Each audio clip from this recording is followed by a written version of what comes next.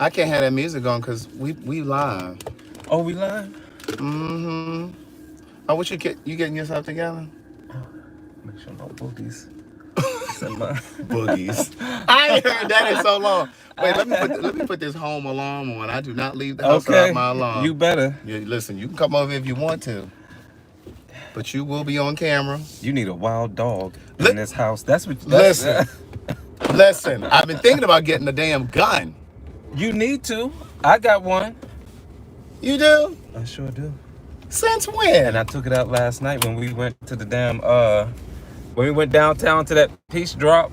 That shit was right in the car. The other night. Well, what was it going to do in the car? It can't help you in the car. Well, I wasn't going to bring the shit in there because they had the metal detectors out there.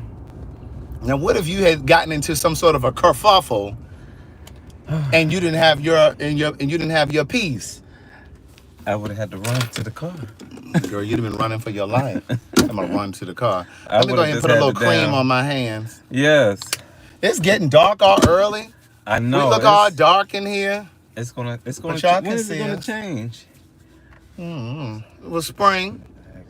You know, we spring forward. But I really think this is the last year that's supposed to happen, though. Somebody said that. Yeah, they're supposed to be keeping it the way that it is. Good day, thinkers, thought leaders, progressives, and dreamers. I'm Craig the Writer Stewart, and this is the YouTube live version because Facebook has blocked me once again of so much to say. These are my thoughts in my voice on black shit, white shit, gay shit. Just wanted to make sure we were driving on electricity and everything in between.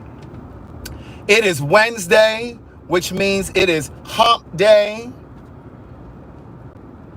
Yes, Facebook then blocked me again. The other day I had blocked you for what? I don't know. Like I posted something on my Insta story and it went over to my Facebook. And it was like a video or something that had music playing, probably me in the car or something like that. I don't know if it blocked me because of that or if it said some shit. No, I haven't even really posted anything. I haven't posted anything. I don't know if they digging in, pulling old stuff. I don't know what they're doing, but yeah, forget Facebook and Mark Zuckerberg.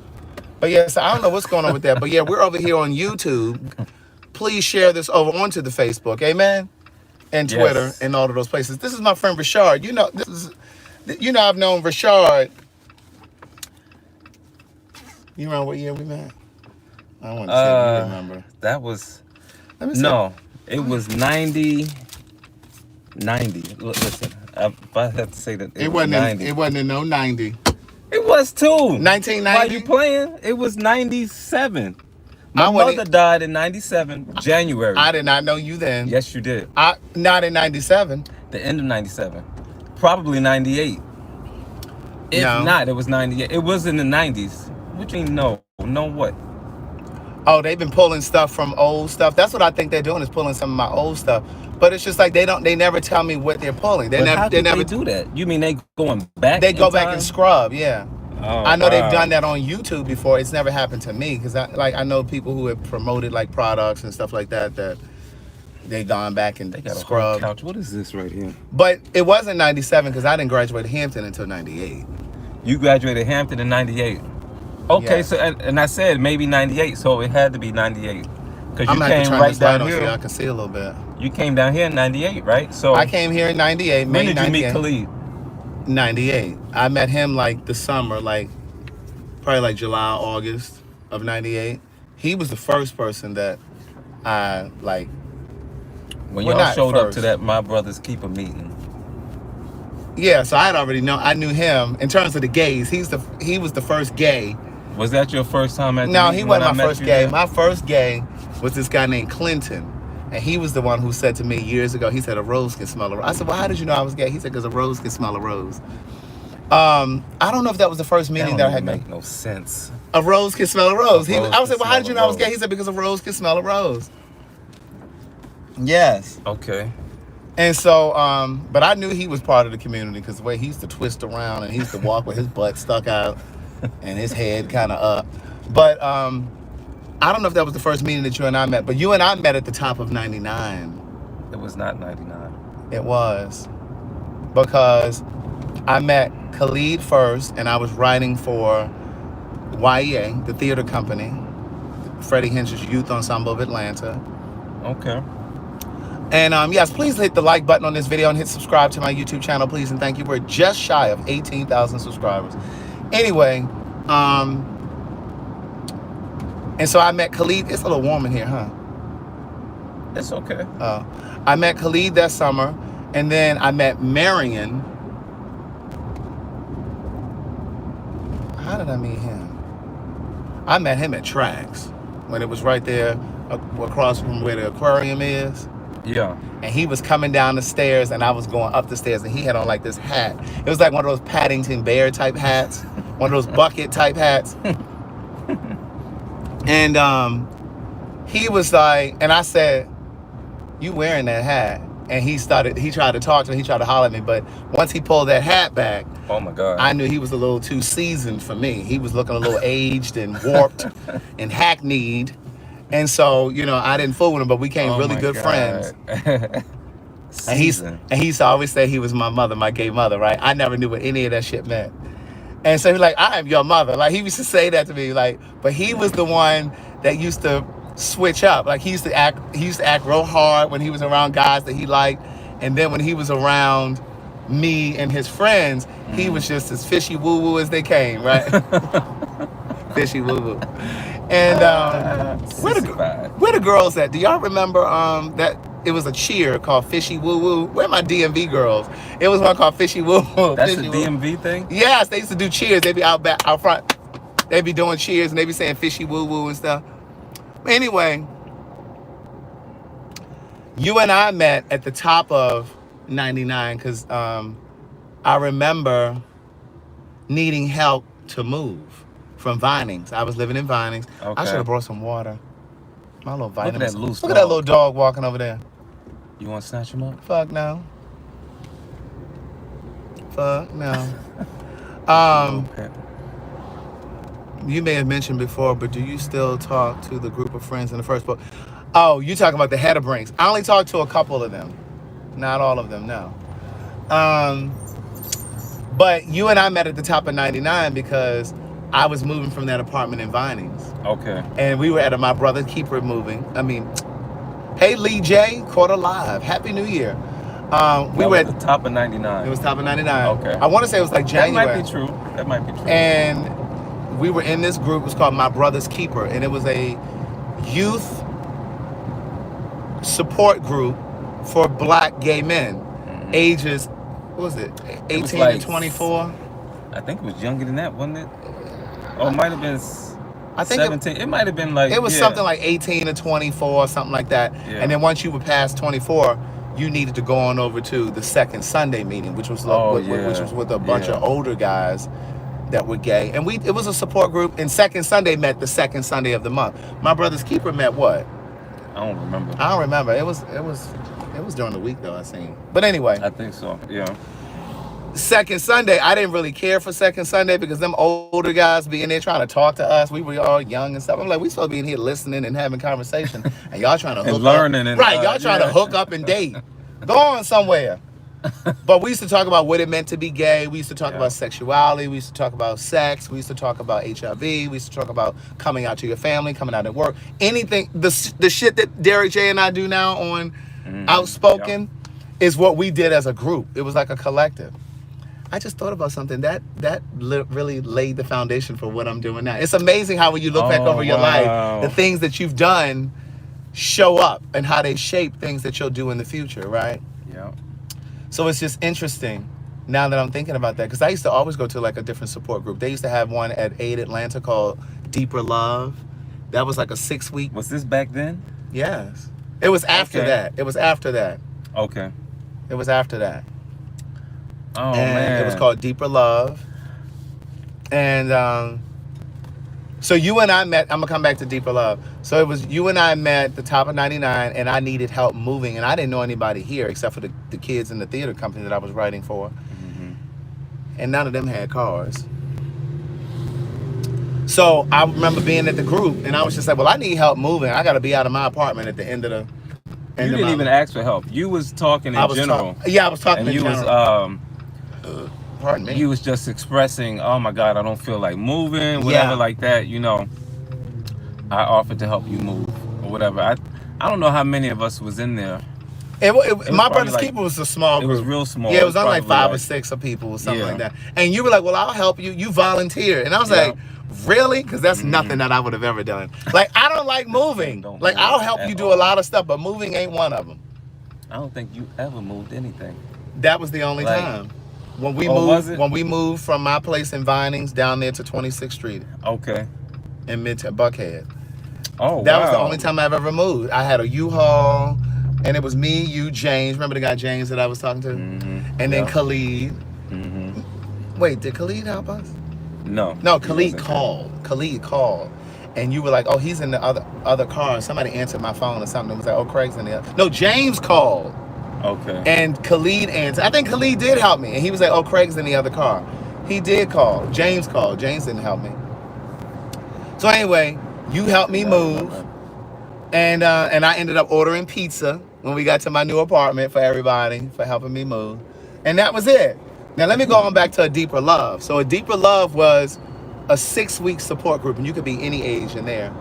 And they had topics, again, surrounding like being black and queer. And it was in the Aid Atlanta building. And so Aid Atlanta is like a community-based organization where, you know, you can go and get free HIV tests. And if you're HIV positive, they have services over there they can help you with because they get a lot of grant money. So they can help you with your rent, but you got to be HIV positive. They'll help you with your rent. They'll help you with your utilities. Like, they got all kinds of services and programs and stuff for people that are HIV positive. And so in Aid Atlanta, they had these little conference rooms where we would have these discussion groups. And like I said, they met on, I think we met on a Thursday, and it was like 6 weeks long. And to make a long story short, I will never forget when I cast my play, A Day in the Life, I cast one of the roles from A Deeper Love, and it was with Paris. Remember the guy Paris? He was also a minister. He was obviously gay. He was a minister, and I'm saying was because he's since passed away. I don't remember him. Bald head. His name was Paris Ely. Ooh, just see if you can Google that real quick. Paris like the country, and then Ealey, I believe it was. Ealey. Type in minister Atlanta and see what comes up. Anyway, I ended up asking him if he would come and read one of the parts for me. And he was a little reluctant at first because he was like, well, I don't act like that's not really, but he was a pastor. He was going to divinity school and all that. And I just knew I knew he could do it. I knew he could deliver, right? And so, is that him? I'm gonna let you look at these images. You put in minister in Atlanta? Yeah. Oh, let me put in Atlanta. And maybe put in Tabernacle Church. So anyway, he wasn't really sold on the idea of doing the play. But then we sat down and we had a conversation. And as he read more of the script, he said, well, listen, I'm inclined to do it. He said, because I have a personal connection to this story. And I said, really? And he was like, yes. He said, do you remember when we were going to Deeper Love? Because we had been to Deeper Love. Deeper Love had ended and everything. And the last night of Deeper Love, the moderator says, okay, and this is our last night here. Name one person, dead or alive, that you would love to have dinner with, and tell us why you would want to have dinner with them. And I think I said something like Oprah or some shit like that. Well, I remember him, he said, do you remember what I said? And I said, I can't remember what you said. He said, I said Socrates. Socrates, the poet? Yeah, and then he went on and said, the philosopher. And he was like, I said Socrates. He said, because I would have said to him, because it was Socrates that said, to know right is to do right. And he said, and I would have told him that isn't always true. He said, because the last day of that meeting, Deeper Love, he said he went to get his HIV results. Because remember, you could get tested there. So he went to get his results. And the person who tested him told him he was positive. And I'm sharing this because, like I said, he's now passed. He shared the story before he passed. So if you know Paris or know this story, don't think that I'm outing him because he's passed on and he shared the story. So anyway, he said he went, at the time, he was about to move to a new place. He was about to start a new job. He was about to graduate from divinity school. His family was coming down from South Carolina. Is this him? That's not him. No, that's not him. He's too young. his family was coming down from South Carolina, so he was facilitating a lot. He had a lot of moving parts going on. He said, and when that man told him that his test results were positive, he said it was like the world stopped. He said none of that other stuff mattered. He said it was like he looked out the window and it was like traffic stopped. He said it was like the birds stopped. He said it was just like nothing was moving. Let me see.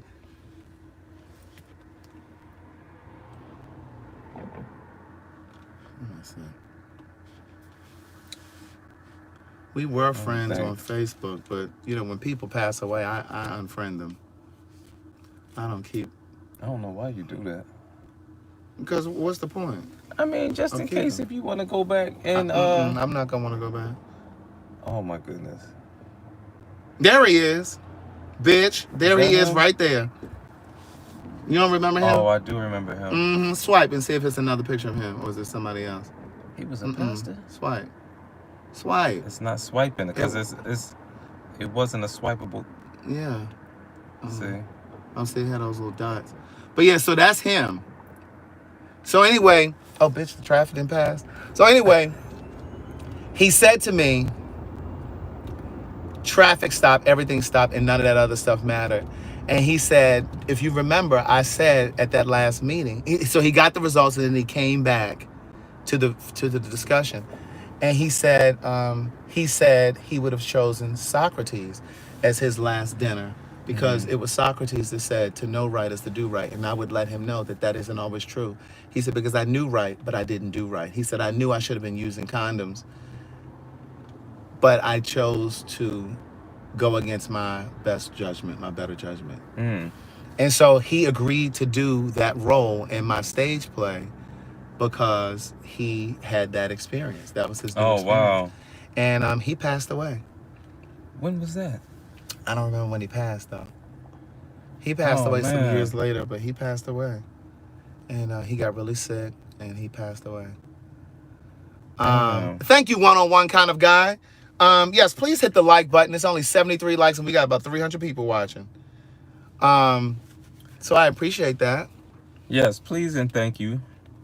And I believe that stories like that cross my path to keep me reminded to always be mindful of my health and to you know be mindful of my health, but always to keep HIV at the forefront of my mind. Don't get too fucking comfortable. Right. Doesn't mean there have been moments that I haven't gotten comfortable, but it's always a reminder. That was one of those moments. It was the moment that I write about in my first book with Noré. But in the book, his name is Salim. He too has passed on. But like when that happened, that was like the first real scare that I had, even though we never check. It was like a reality check. I shouldn't say scare because we never did anything, but it was just like reality checks, and it was almost like God was always saying, don't get too comfortable over here. I'm trying to do some stuff with you. Not to say that you can't do stuff as a person that's positive, right? But I just believe, and I've always believed this for a very long time, I believe that oftentimes people get attached to causes when they're infected, not affected. Like Patti LaBelle got involved with cancer and diabetes because she was she's a her family, her sisters died of cancer, her you know, whatever, and then she's diabetic. But I didn't want to be one of those people that became curious and an activist, if you will, for HIV because I was infected. I wanted to be one of those people that was standing on the outside of that community, and I wanted to be a vessel because I just care. You know what I mean? Because I think sometimes it can be more impactful when you're not, I don't know if suffering is the word. Suffering isn't the word, but when you're not experiencing a thing. You know what I'm saying? Like, I think it's more meaningful and more impactful as an HIV negative person to be concerned about that cause and to be doing that work. Of course, you can be involved if you positive, if you got cancer. Right. Like, who gets involved with causes when they just care? You know what I mean? But the thing about it is, it's a lot of people that do that. Like Stephanie Mills. I think a lot of her, like even who was it? Someone else. Like because a lot of their friends were dying Well, of yeah, like AIDS, and it's Shirley like, Ralph yeah, Shirley from Ralph. That's what I Broadway. meant to say. Yeah, Yeah, yep. like all of her gay friends on Broadway died from AIDS when she And was it's like doing. it's just it's like, wait a minute, this has to Hmm. stop. But Because the thing is, what I've noticed is, it seems like everybody that I know Mhm. personally that work within the HIV community, they all are positive. Like, I don't know anybody. I mean, I'm not saying that they aren't, but like off the top of my head, I don't know anybody that works in that field that's not HIV positive. That's not okay. I can't think of anybody. I mean, I'm sure there are people. I mean, I'm sure they Yeah. are, but I don't know anybody personally that I can think. Like, everybody that I'm thinking of right now, they are all positive. Mm. It's like sometimes a cause becomes more important to you when you're infected. When you're in it. Yeah, Yeah. yeah. Yeah. I mean, that's true. I mean, So that relationship with Celine is the reason that I wrote A Day in the Life. hmm And then while I was writing A Day in the Life, I got that reminder again from Paris, like, protect yourself, don't take chances and da-da-da-da-da. And, yeah, this is where you your know, yeah. this is where your work is. Yeah. Yeah. No, that's how Rashard spells his name, Rashard.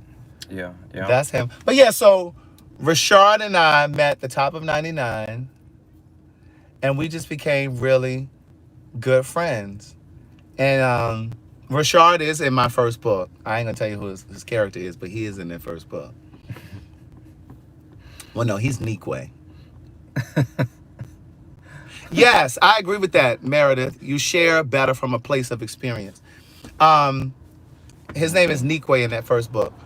But I remember at one point, because you guys know I've lost every job that I had. I got fired from. And so I was living in this apartment that he helped me move to. Thank you for putting my Cash App down there. One-on-one kind of guy. I was living at that apartment that he helped me move to. And we had just started working out. Like, I was brand new to working out because we were in our early 20s then, right? Yeah. No, he's not one of the head of Brinks. I met him before I knew the head of Brinks. And so we were in my apartment, and I was putting on my sneakers. Well, I had put on my gym clothes. You know what I'm about to tell him. Yeah. Yeah. I had put on my gym clothes. And then I had to, I brought my sneakers out to the living room and I set them down, but I had to go back into my bedroom for something. I don't know what it was. So I went back into my bedroom. Sneakers were still in the living room. He's sitting in the living room. And so I come back in and I'm going to put my sneaker on, and I can't mind you, I had lost my job and I wasn't working, and I lost my job, and I went to put my foot in my sneaker. I could not get my foot in there because it was something lodged in my shoe. And I said, what the fuck? And I turned the shoe over. There was a wad of cash. And I was like, what is this? I said, you put this in here? And he had put the money in there because I had lost my job. And that was his way of trying to help me. But see, I was supposed to have been gone before you put your foot in those shoes. I was supposed to have been long gone and down the street. I didn't know you was going to be Yeah. putting on those And that shoes. was the sweetest thing that anyone had ever done for me up to that point, right? That was the sweetest shit. And I was like, oh my God, I almost am inclined to turn this light on. Thank you, Crystal Cephas, for the Cash App. All right, Thanks, Crystal. niece. Like, it's all dark in the car. Yeah. But yeah, so he put that money in there, and it was like $250. And at the time, I think you were working like 2 jobs. Yeah. And I was like, how can he afford to give me this money? You understand what I'm saying? Like, I was like, he working 2 jobs. And like he was just saying a moment ago, his mom had passed in 2007. No, 97. His mom had died in 97. So it wasn't like he had family or people that he could lean on. Like if he got into, Nate, I'm in a bind. You know what I mean? It wasn't like he could do that. And so I was just like, oh my God. And over the years, I've learned that he's just one of those people that he always tries to figure it out. Like he'll come and, say certain things to me now, and I said this to you recently. I said, like, when you're going through something, like, who do you talk? Do you have people that you talk to? Because like, I don't know. I'm like Sherry. Yeah. Like we're kind of like when she was you had on the show with Y'all Keon. birthdays And it was so days crazy. apart. She was telling her story of how, what she say, who do the strong lead on, whatever, whatever. And I was like, damn, she do the same kind of shit I be damn doing. I be Well, like, why what you the don't never fuck? lean on me? Like I I give mean, great advice. yeah, you do, but I don't like bothering people with that kind of shit. It's just, I Right. don't know. That's just me. That's just me, though. But I don't like doing that. I'll Right. just, I'll go to the gym. Right. I'll do something else. I'll try to do something else to figure it out. And I'm looking out for a therapist to try to, to just talk to, whatever like that. But that's just, I don't know. I really think therapy is important. Yeah, it is. And I have, you know, recently I have decided that the next time I get into a relationship, whenever that is, I have no plans right now. You have to have been to therapy, in therapy, or got plans of going or beginning therapy. I just can't. I can't, again. You know what I mean? I think it's something that every person, especially black, needs to experience. Like, you Right. need to really decompress so that you can see yourself and not bring all of that shit into your relationship. Yeah. And expect people to help you sort that out. Like, it's just a lie. Right.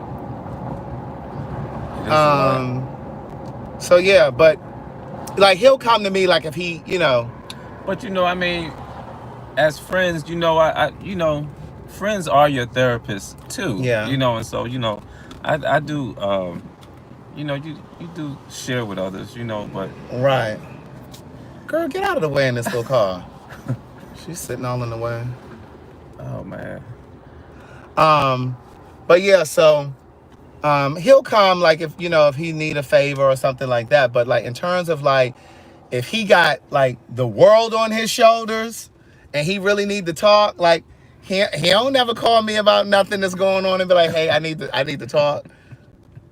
And I'm like, I don't know yeah, who the fuck he goes to. Because when I need to talk, I need to talk. yeah, You know what I mean? I may pull back off of the live and won't be on live, but trust, believe, and know, I'm getting what I need Off your from chest. from my friends. And you have to do that. Yeah. 'Cause I realize when you do keep it in, it's toxic. It does. Yeah. It eats on you. It festers. Yeah. And then also, the other thing. It's packed up in here. I know. I don't usually come this late. I've never been over here this late. Because Ryan and I usually come during the day. It's usually like 2, 3. Oh, okay. But yeah, that stuff kind of festers, and but even still, like, even though I have my friends that I can talk to about certain things, I still have my moments where I sit and process on my own. Yeah. Because some things you just you don't need to go to anybody. Where the fuck is the parking? Some people you don't need to go to. Sometimes you don't need to go to people. You just need to kind of sit and process and listen to the voice of God. You know what I mean? Sometimes we get so caught up in what other people think or what other people's advice would be, and sometimes you just got to sit with yourself and God and think. Right. What Alicia said? Oh yeah, a mental health provider is just as important as maintenance as your PCP, provider. primary care provider. Which I agree. That's true. But listen, we are here at the gym, and we barely have energy to go in here. We really don't want to do it, but when those endorphins kick in, we'll be fine. we'll be fine. So we're about to go in here. I did do some crunches today. Oh, you did? On the floor, How on many? my mat. I don't know. I didn't count. I just did them. And I'll do some more this evening when I get in. What's up, DW Bets? Yes. But yeah, so I'll do some more when I get home. Trying to figure out what I'm gonna eat for dinner. But anyway, you guys have an amazing Wednesday. Yes. And I will see you guys tomorrow with Keon. And I will definitely be giving you some Patreon for me and Keon's Patreon. And I'll talk to you guys tomorrow. Bye.